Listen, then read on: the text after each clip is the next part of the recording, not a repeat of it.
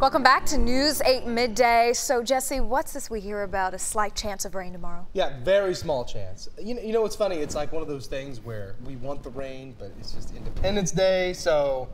Not on 4th of July, okay? Yeah, hold it up. Yeah, hold it up. Luckily, the better chances, though, the weekend. So that's some good news. But I want to start with this. So we talked about this at the top of the show. We have new burn ban. We got to fix your microphone, Jesse. You came ill-prepared to do the news today. That's $5 off your paycheck. It fell. You see that? Is it better?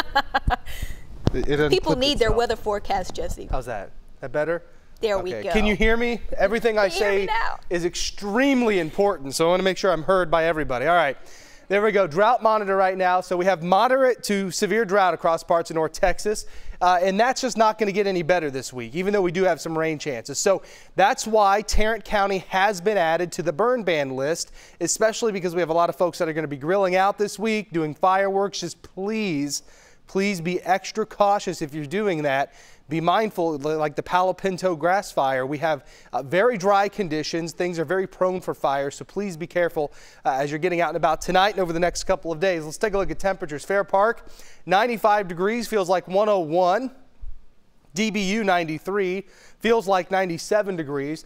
We have clear skies now. Temperatures are still just rising very quickly. It's 93 at DFW, 94 in Alliance.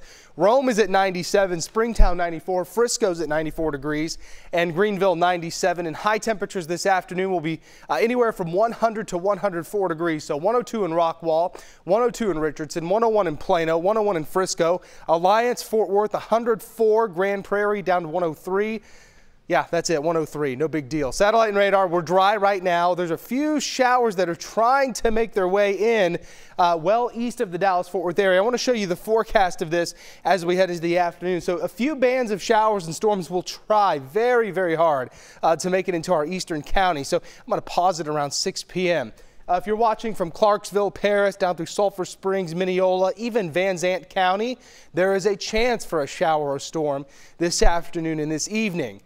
Metroplex, west, north, and south, that's not happening. These bands will fizzle out as we head into the evening and overnight hours. But we do have a chance for some showers and storms on the 4th of July. Now, if you watched this at the beginning of the newscast, I told you I'm lowering the rain chances.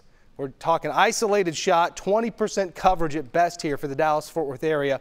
Higher coverage well to the south. So if you're traveling to Houston over these next few days, much better chances of rain down there. 10-day forecast will show you rain chances. There you go, 20% coverage tomorrow. 96 degrees for your Independence Day plans. That's better than today. If you're heading out to Kaboomtown tonight, just know that it's going to be very hot. Still in the middle 90s at 9:30. Tomorrow, again, 96, Thursday, 95. We'll maintain middle 90s through the weekend. Our best chance of rain with the highest coverage is going to be on Saturday. Scattered showers and storms, a decent bet at this point, and we're happy about that, Demetria, even though, again, it's kind of inopportune because it's the weekend. Yes, what are we going to do about it? Hey, what we can is Mother Nature. Thanks, Jesse. Coming up.